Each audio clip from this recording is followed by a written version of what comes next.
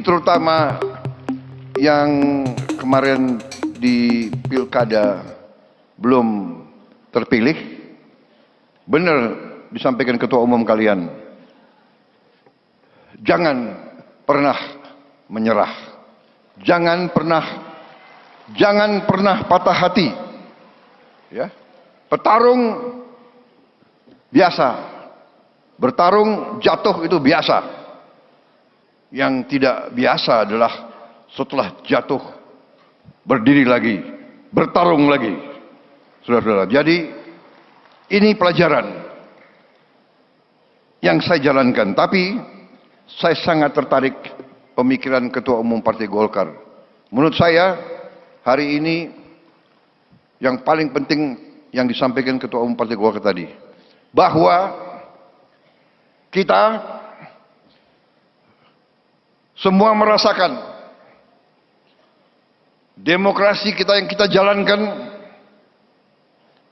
ada sesuatu atau ada beberapa hal yang harus kita perbaiki bersama-sama.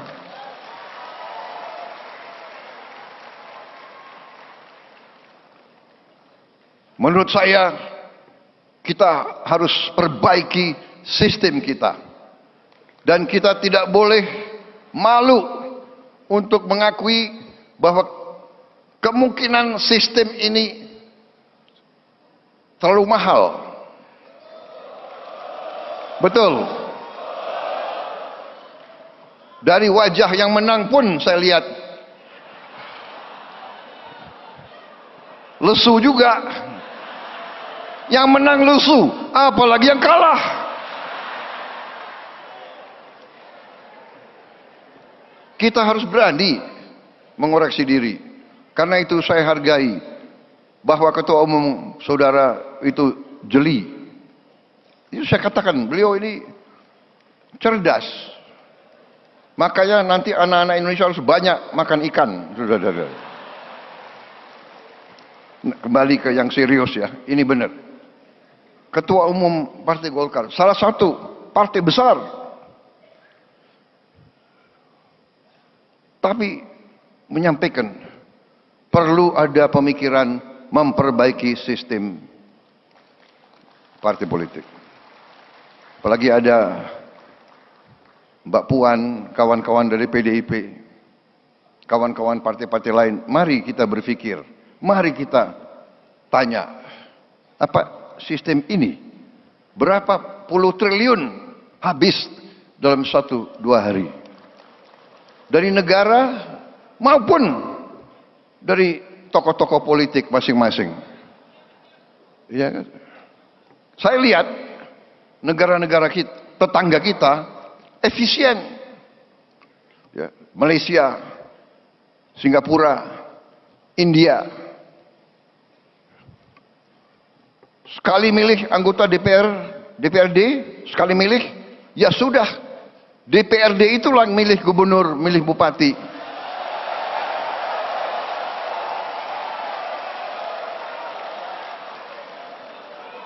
Efisien, nggak keluar duit. Kayak kita kaya, bener nggak? Uang yang bisa beri makan anak-anak kita, uang yang bisa perbaiki sekolah, uang yang bisa perbaiki irigasi, uang yang bisa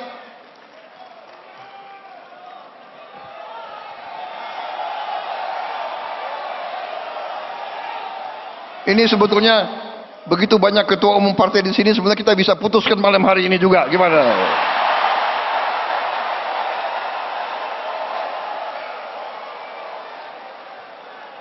Kalau saya, ya, jangan terlalu dengar itu konsultan asing itu loh. Ya. Saya sekali lagi, saya tidak mau mengajak kita untuk anti orang asing, tidak. Tapi belum tentu mereka mikirin kita kok, ya kan? Ya kan?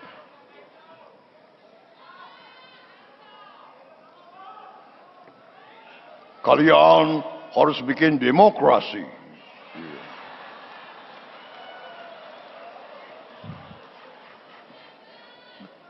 sebaiknya kalian kalau bisa tiap 3 bulan pilkada.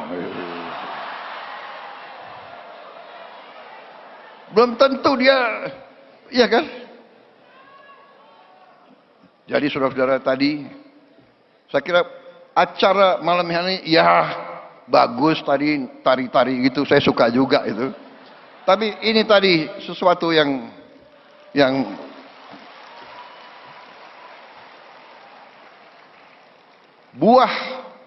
buah dari acara malam hari yang paling penting tadi, keberanian seorang ketua umum partai menyampaikan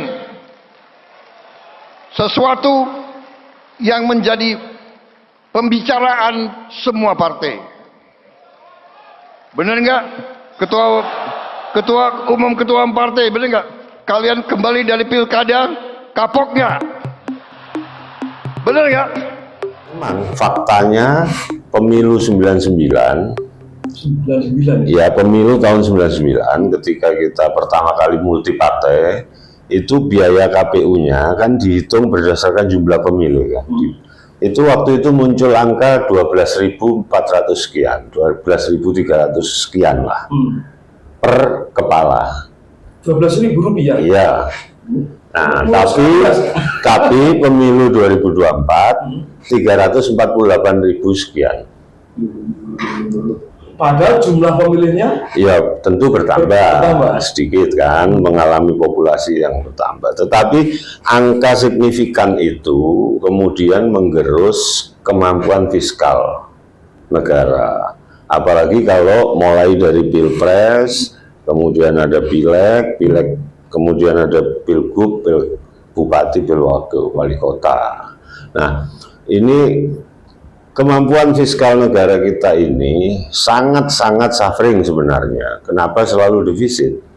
Karena biaya social safety net saja yang terdiri dari subsidize, social safety net, bansos dan sebagainya, totally tahun 2023 spend out-nya 1.060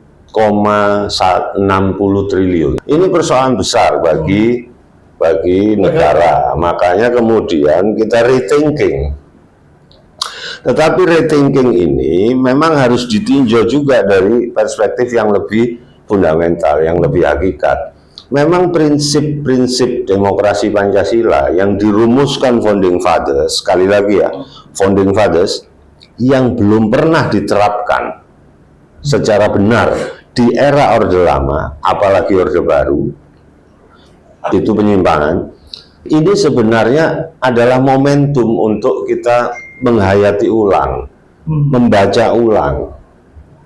Karena apa?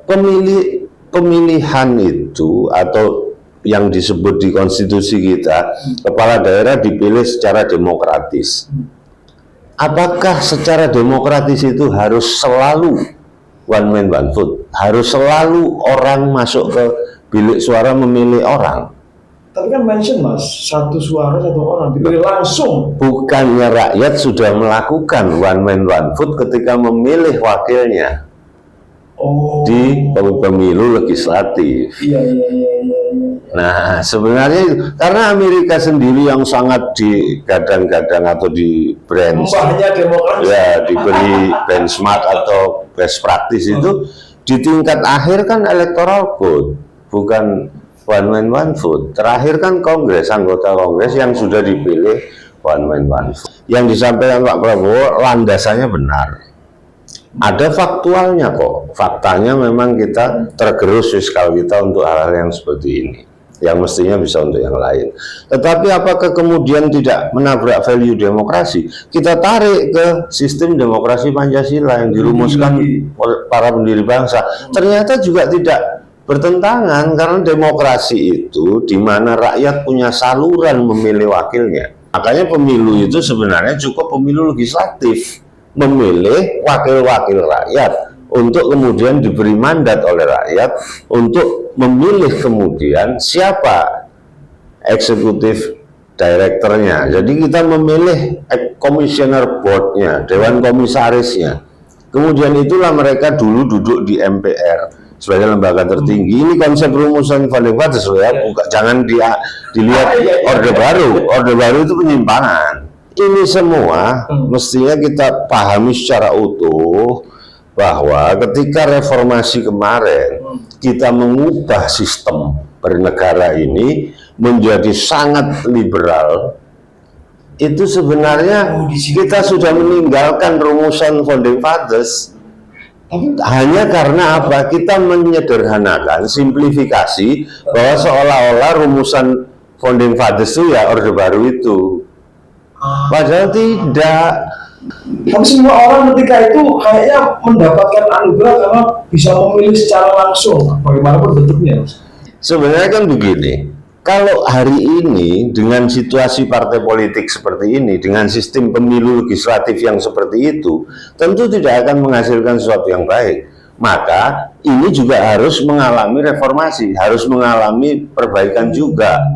Partai politik itu seharusnya ketika pemilu itu yang dicoblos adalah gambar partai politik, karena akan melahirkan semangat ideolog-ideolog orang yang punya ideolog terhadap partai.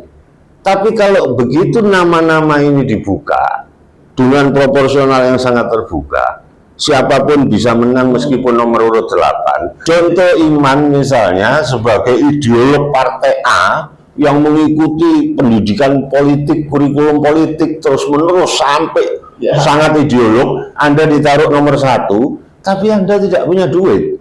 Yang nomor 8 sudah populer, terkenal, sering masuk TV, punya duit, ya dia yang jadi.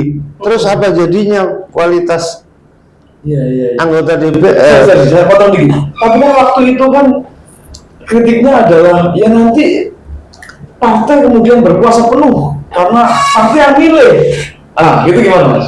Harusnya begitu dong, mendirikan partai dengan ideologi platform. Kenapa semua partai berbeda platformnya? Kenapa PKS dengan PDI berbeda? Karena memang platform perjuangan dan cara yang ditempuhnya memang berbeda. Sehingga partai harus menempatkan kader-kader terbaiknya.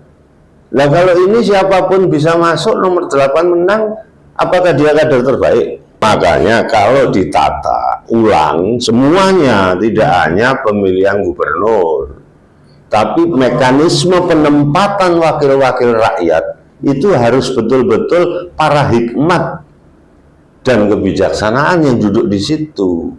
Dan itu kita percayakan kepada partai. Tidak hanya partai, karena ada saluran yang non dipilih, yaitu utusan golongan dan utusan daerah. Ini rumusannya founding fathers.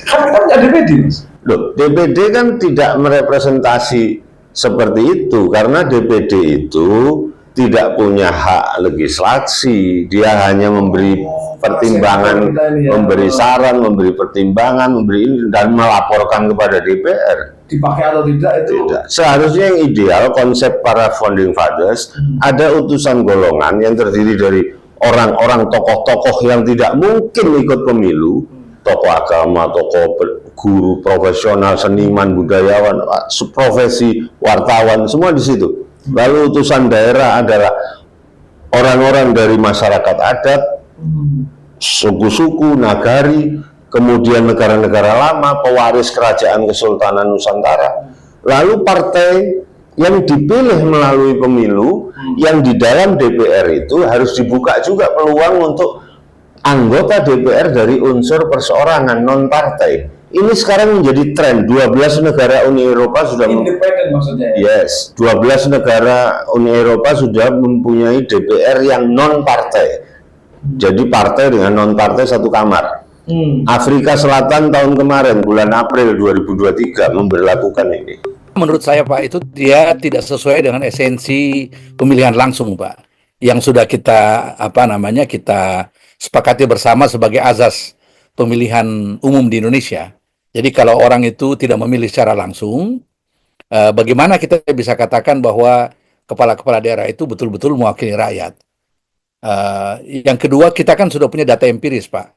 Di berbagai kesempatan itu kita sudah tahu bahwa yang namanya pemilihan anggota legislatif itu berbeda dengan pemilihan kepala daerah. Legislatif itu kan diwakili partai. Dia bisa saja menang di pileg, tapi belum tentu dia menang di pilkada. Perlu ada upaya-upaya untuk memberikan penyuluhan kepada masyarakat, bahkan mengevaluasi seperti di tanah Papua ini sistem noken yang dipakai itu memang dia berakibat pada ya kita lihat saja apa benturan di masyarakat, gedung dibakar dan lain sebagainya. Tapi itu bisa dihilangkan, Pak. Dengan jauh-jauh hari sebelum hari H itu sudah dilakukan sosialisasi kepada masyarakat.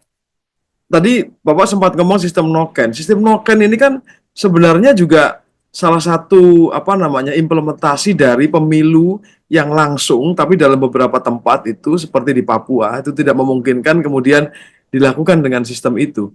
Ini kan sebenarnya sudah dilakukan ya Pak di beberapa tempat ya. Pak, itu putusan MK itu, Pak. Ya, itu yang waktu MK itu ketuanya Pak Mahfud itu dia yang memutuskan dengan majelis hakim bahwa katanya dalam rangka untuk menghormati sistem yang berlaku di Papua. Walaupun banyak di antara kami juga heran kenapa tidak ada satupun antropolog Papua yang dihadirkan pada saat pembahasan soal itu di Mahkamah Konstitusi. Nah, sebetulnya kalau itu dilakukan dengan benar, jadi proses yang namanya proses musyawarah itu betul-betul dilakukan pada setiap lokasi, itu lain ceritanya, Pak.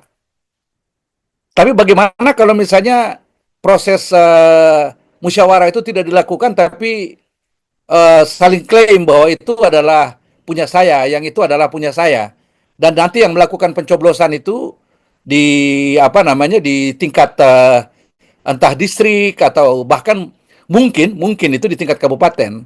Buat saya Pak, kalau mau bikin sistem noken itu, dia punya administrasi dan formnya harus berbeda. Memang kalau kita lihat evaluasi selama ini, memang ini pemilu sudah secara regulasi sudah benar, semangatnya sudah benar, one man one vote, tapi di beberapa daerah perlu ada evaluasi pelaksanaan gitu ya Pak ya. Jadi memang perlu ada evaluasi Pak. Evaluasi itu bisa dilakukan terhadap beberapa aspek. Yang pertama itu terhadap penyelenggaraan itu sendiri. Mana yang paling efektif? Begitu. Apakah kita bisa menggunakan fasilitas platform-platform yang ada di media sosial untuk menyampaikan pesan-pesan? Itu salah satunya. Terus kemudian yang kedua itu kita juga, karena kalau dengan itu kan dia pasti jauh lebih murah, Pak. Terus kemudian yang kedua itu, ya seperti di Papua ini, Pak, itu kan memang tidak murah, Pak. Dari satu lokasi ke lokasi lain, apalagi kalau kandidat itu mesti terbang dengan pesawat, pesawat mesti dicarter, supaya bisa bertemu dengan mempengaruhi rakyat yang nanti akan bermusyawarah kalau sistem noken untuk memilih. Ya kita mungkin bisa dengan cara itu Pak, cara dialog, tetapi dengan menggunakan fasilitas yang ada ini, fasilitas internet. Sekarang dengan adanya Starlink dan sebagainya kan sudah tidak ada batas Pak, di mana saja berada tetap bisa lakukan cara itu Pak. Jadi buat saya, mari kita cari dulu cara untuk menekan biaya. Kemudian yang kedua, mari kita pastikan bahwa jangan lagi terjadi konflik di waktu-waktu akan datang. Caranya itu adalah dengan melakukan sosialisasi jauh lebih awal, dan kemudian yang tidak kalah pentingnya itu memastikan bahwa proses itu betul-betul berlangsung secara benar. Jadi sistem noken misalnya itu betul-betul orang berkumpul, betul-betul bermusyawarah, dan betul-betul dicoblos rame-rame di depan masyarakat, bukan ditaruh di tempat-tempat yang tersembunyi. Ketika muncul kecurigaan-kecurigaan, itulah yang membuat terjadinya konflik, dan bisa berujung pada rusaknya fasilitas umum, dan itu memang itu mahal, itu fasilitas yang sudah dibangun dengan susah payah. Di Papua itu kan salah satu yang secara real kita lihat indikasinya implementasinya bahwa pemilu dilakukan dengan biaya tinggi karena harus menjangkau daerah-daerah ya di pedalaman dan seterusnya ya. Nah, tapi menurut Bapak tadi ada penggunaan media sosial, Pak, bukankah media sosial ini tidak juga kalau ngomong di Papua ya atau di daerah-daerah timur yang remote ya tidak juga bisa menjangkau ke masyarakat yang di gunung-gunung, di daerah pedalaman dan seterusnya. Itu gimana, Pak? Iya, Pak, sekarang kan ada Starlink, Pak. Jadi ada ada fasilitas yang berbasis internet yang berbasis satelit. Kalau sudah seperti begitu, sudah tidak ada tempat, Pak, di Indonesia ini yang kita bisa katakan, oh tidak bisa terjangkau internet. Mari kita manfaatkan fasilitas itu, Pak. Jadi ketika kandidat mau berdialog dengan masyarakat, kan bisa, begini, Pak. Setiap kampung apapun di Papua, Pak, itu pasti ada gereja. Pasti ada gereja. Pasti ada fasilitas agama. Di daerah kami yang kantong-kantong muslim itu pasti ada masjid di situ. Jadi ya pasti ada orang yang yang mengerti tentang fasilitas IT ini. Jadi tinggal dipasang di situ dan orang-orang diundang buat mendengar janji, program, kegiatan yang akan dibuat oleh para kandidat itu, Pak. Jadi harusnya bisa, Pak. Kalau kita kan masih punya 5 tahun ke depan ini. Kalau kita bangun fasilitas itu di tiap kampung secara bertahap pasti dapat, Pak. Pasti bisa. Oke, menarik ini karena ini suara dari Papua ya yang secara geografis ini paling susah dan secara jumlah juga tidak banyak gitu kan, tapi tetap sebagai warga negara harus diberi kesempatan yang sama. Betul. Oke, Pak, tapi menurut Bapak, apakah worth it, Pak? Misalnya gini, penggunaan teknologi yang Bapak maksud dengan Starlink dan seterusnya itu kan teknologi dengan resultnya, Pak.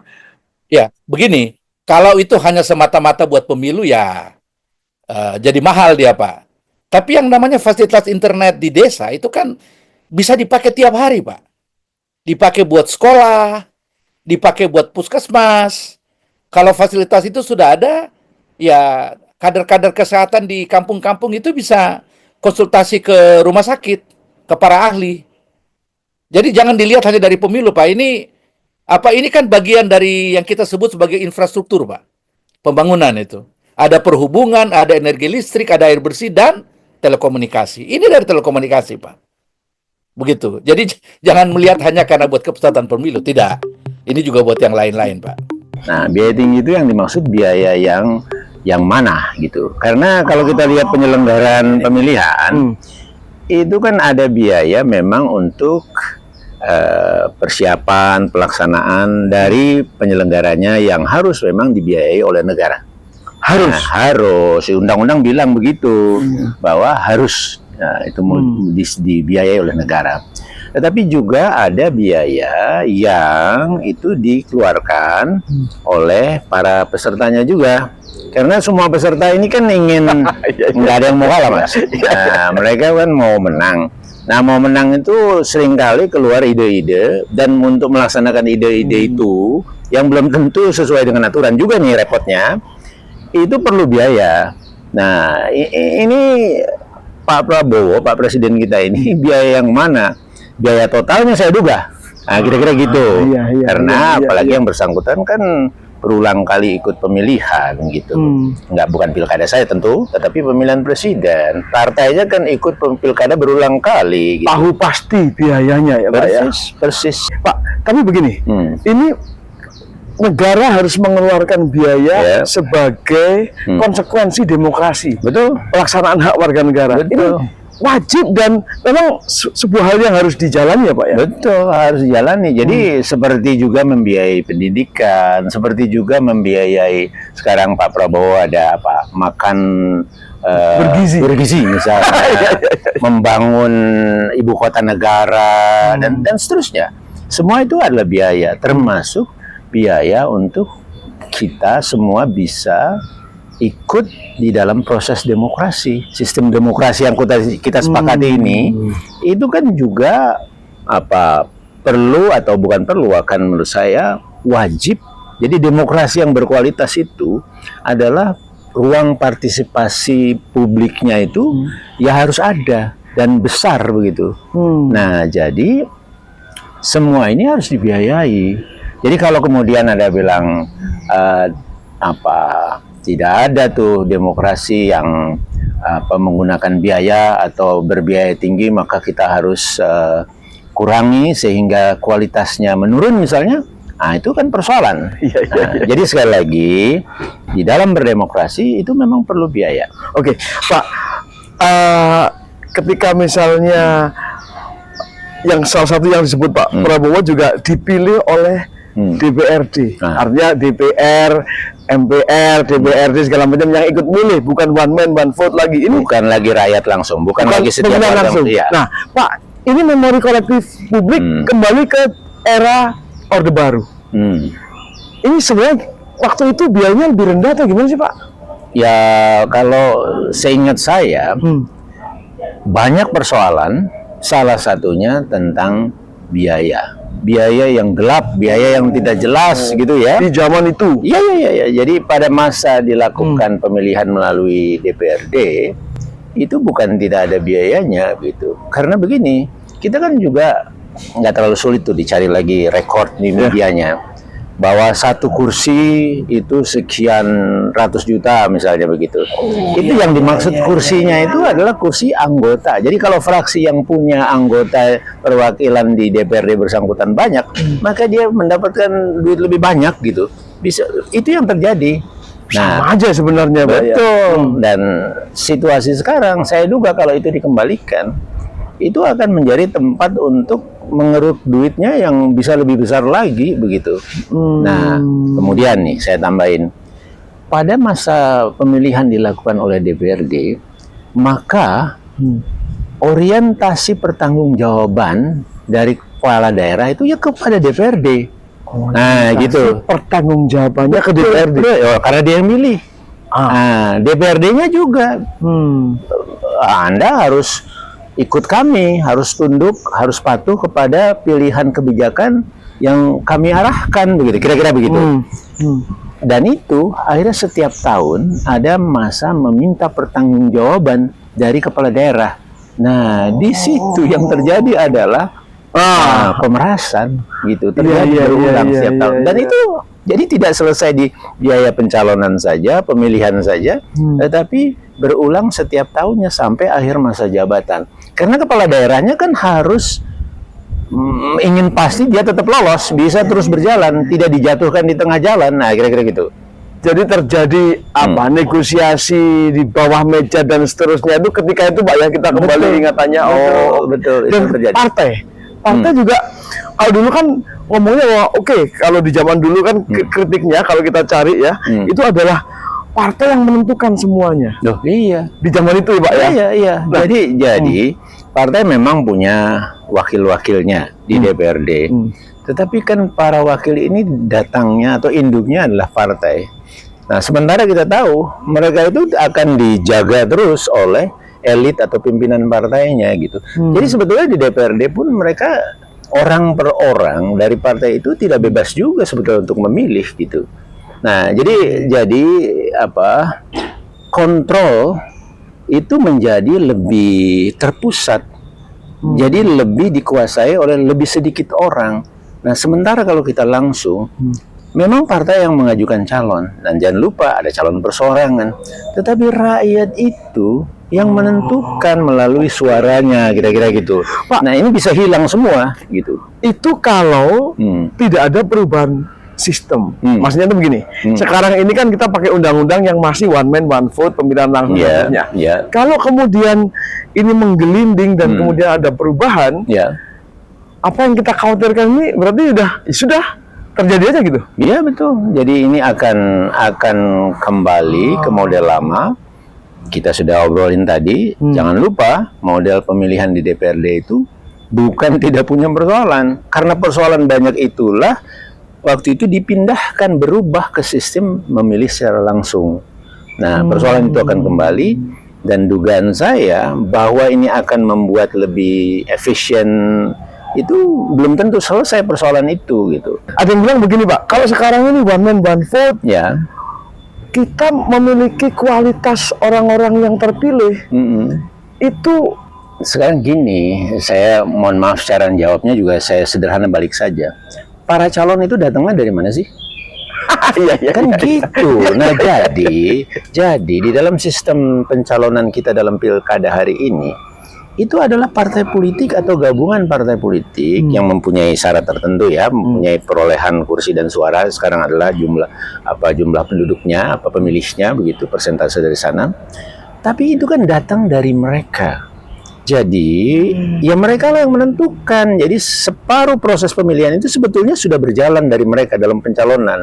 Rakyat ini itu adalah penentu akhirnya gitu.